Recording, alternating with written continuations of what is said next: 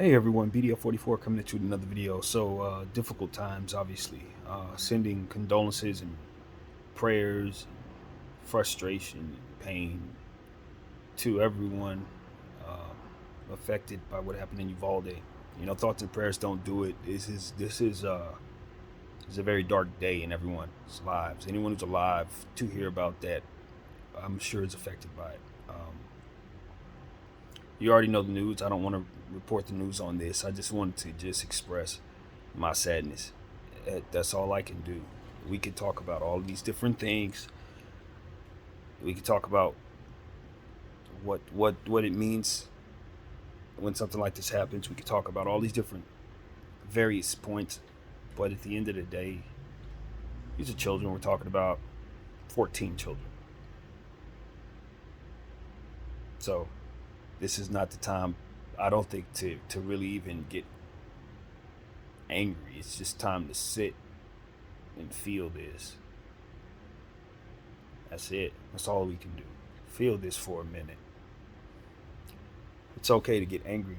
I don't think there's a way to even express it. I think the sadness of it all does enough. I would love to see us get to a point where we can start reading the signs of this behavior, because we know certain things in this world you cannot stop. You can have surveillance on people. You could have 24/7 armed guards surrounding every single school if you want to make schools look like a prison, try to prevent these random acts from happening. But I think the reality is we could fort our children in. We could sit them in that. We could isolate them if you want. We can have all school on Skype if that's how you guys want to do it, if it makes you feel better. But at the end of the day, I think the most important thing we need to do is just understand that there are signs that we can read and see in the behavior of certain individuals that can help us understand that something like this just may be possible. And if we get better at reading those signs, I think we can help save some lives. Because certain events you can't stop. A sick person coming up with their own decisions to do certain things without telling a single soul is not something anybody can stop. It's not. It's not. Unless you want, you know, no privacy in any life, in anyone's lives. That's the only way we can keep an eye on everybody. It's the only way to really effectively do this, is just take away everyone's privacy, which is what concerns me. The type of conversations that happen when you consider what needs to happen in order to prevent something like this from happening. You must breathe and understand that certain things like this cannot be prevented. In a little town in Texas, at a random school, something like this happens for some random kid. Like, sometimes you just have to express sadness and understanding that I'm just afraid that there may not be an effective way to protect children in this regard. There just may not be, you know. Because I don't think the solution is making all of our schools look like prisons. Armed guards at every desk. What's the solution? Have someone with an AK in the back of the school classroom, so that way that kid walks in, they can immediately just pop him before he starts shooting. That's the only thing I can think of. An armed guard in every classroom. How sad is that? Armed guard with AK-47s at every grocery store, every bank, every mall, standing at every aisle at every movie theater.